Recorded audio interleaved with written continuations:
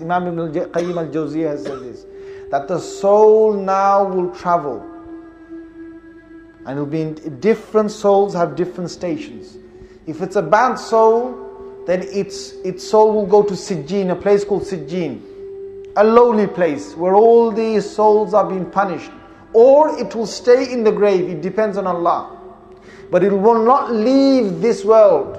It may stay even on this earth. Sometimes the soul is maybe not being punished, but it's not a good soul. Allah will not allow it to go above the universe. But if you're a good soul, the soul basically gets a station above. What happens here is Allah will put the soul into Illiyin. If you want to read about this, read Surah Mutaffifin in the 83rd Surah of the Quran, where the soul will go into, it depends, okay, how high it is. Either Allah will just put it into Illiyin. Now what happens in Illiyin? One hadith describes this. That when this all has happened in the grave, when all this has happened, then Allah allows the soul to be raised. And it goes to Illiyin. When it's coming to Illiyin, your family members, my family members, if we're good souls, they start to ask, now people start to ask in Illiyin, another soul, who is it?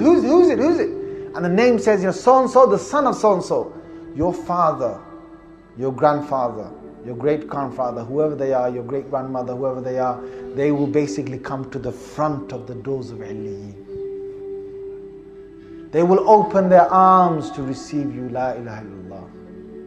And you will come and they will grab hold of you, they will hug you. Only if we're good souls. And they will say, according to the hadith come from our Prophet ﷺ, they will say, how is so-and-so in the world? How is your son? How is my other daughter? How is your sister? How is so-and-so? I left them. What is the latest news that's going on in the world? And they will embrace you, grace you, and bring you into Illiyin. Now that's a high station. But Imam Ibn al-Qayyim al-Jawziyah said, within Illiyin there are stages. You can be in a very high stage in Illiyin, or you can be in the middle, or you can be in a low stage, depending on your state. And if you go to a very high stage in Illiyin, you've got a lot more room to move around. Allah may give you permission to go around the other heavens. Allah may give you permission to visit this world and go back.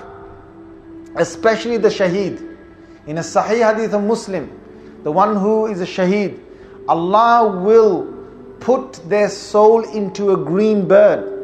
And it's clear, Rasulullah ﷺ said, that green bird will roam around the heavens, will go over Jannah, look at Jannah, fly over Jannah, will go and sit at one of the lanterns next to the arsh and the throne of Allah.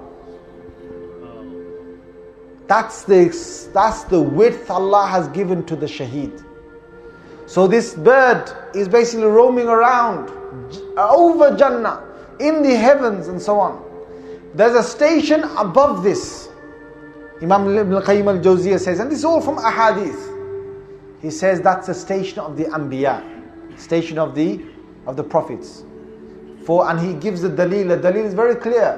When Rasulullah sallallahu alaihi wasallam went to Mi'raj and he went to Masjid al-Aqsa, who did he see there?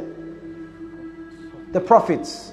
These were not the prophets in the bodily form, they were prophets in the form of their souls.